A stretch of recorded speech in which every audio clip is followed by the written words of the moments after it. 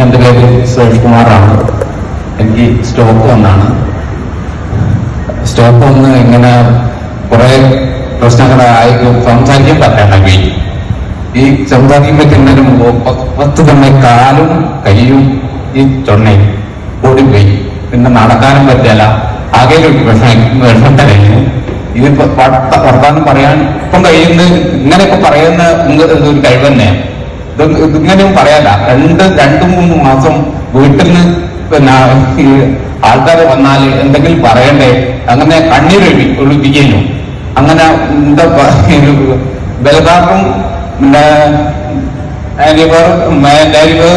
പിന്നെ അങ്ങനെ ഒന്നായിട്ട് വിഷം കഴിച്ച് അതിന്റെ ഒക്കെ മാറ്റം എങ്ങുണ്ടായത്. ഇങ്ങനെ നടക്കാൻ ഓക്കെയാണ്, ഒരു കുഴപ്പമില്ല.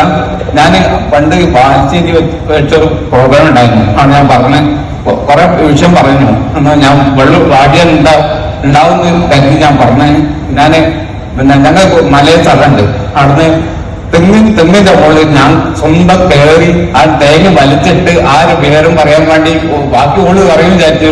ഓള് കമ്പ്യൂട്ടറിൽ പോയി. ഞാൻ പറഞ്ഞ ഏടെക്കൊള്ളി കൊള്ളിക്കുമെന്ന് വിചാരിച്ചു പോയി. അങ്ങനെ ബാക്കിന്റെ വേറെ ഓള് പറയും. എല്ലാവർക്കും നമസ്കാരം. എൻ്റെ പേര് ബിന്ദു സുരേഷ് കുമാർ.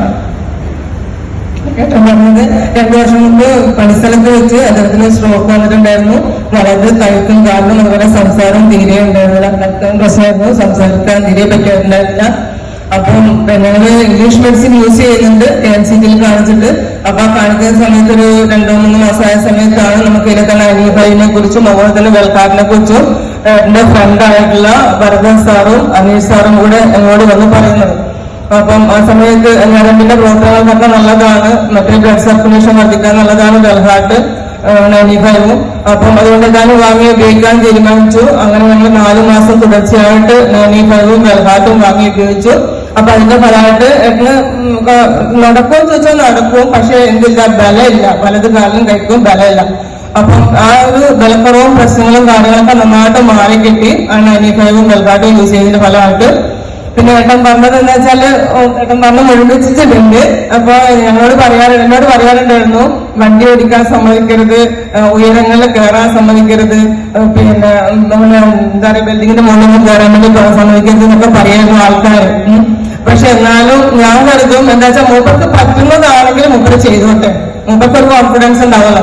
അപ്പൊ അതിന്റെ ഫലമായിട്ട് ഈ വെൽഹാർട്ടും 95ഒക്കെ യൂസ് ചെയ്തതിന് ശേഷം നമ്മളൊരു വർഷത്തിന് ഉള്ളിൽ തന്നെ, അപ്പൊ ഞാൻ ഈ പറഞ്ഞ പോലെ ഞങ്ങളുടെ ഒരു പിന്നെ മലയില് സ്ഥലം അവിടെ പോയിട്ട് ഞാൻ എപ്പോഴും പറയാറുണ്ട്, നിങ്ങൾക്ക് ഇതിന് ശേഷം ഒറ്റക്ക് പോകരുത്. ഒറ്റക്ക് പോയി കഴിഞ്ഞാൽ എന്തെങ്കിലും ബുദ്ധിമുട്ടോ കാര്യങ്ങളോ ഉണ്ടായി കഴിഞ്ഞാൽ ആരും ഉണ്ടാവില്ല ഹെൽപ്പിന്. പക്ഷെ അത് കേൾക്കാതെ ഞാൻ ക്ലാസ് എടുക്കാൻ വേണ്ടി പോകുന്നതാണ്. അപ്പൊ അത് കേൾക്കാതെ മൂപ്പര് പോയി പിന്നെ തേങ്ങ വലിച്ച് പിന്നെ തേങ്ങ വീട്ടിലേക്ക് കൊണ്ടുവന്നു. അപ്പൊ അന്നേരമാണ് ഞാൻ അറിയുന്നത് മൂപ്പര് ഇങ്ങനെ ഒന്ന് പോയിട്ടുണ്ട്, ഇത് ചെയ്തിട്ടുണ്ട്. അപ്പൊ മൂപ്പര് ടെസ്റ്റ് ചെയ്യാനും എനിക്ക് ഒരു പ്രശ്നമില്ല, എന്റെ ശരീരത്തിന് കുഴപ്പമൊന്നുമില്ല എന്നുള്ള കാര്യങ്ങൾ മൂപ്പരൊന്ന് ഇതാക്കി നോക്കിയതാണ്. അപ്പൊ അതിന് വളരെ സന്തോഷമുണ്ട് പിന്നെ ഈ ഒരു അവസ്ഥയിലേക്ക് ഞങ്ങൾക്ക് എത്തിച്ചേരാൻ വേണ്ടി പറ്റിയത്.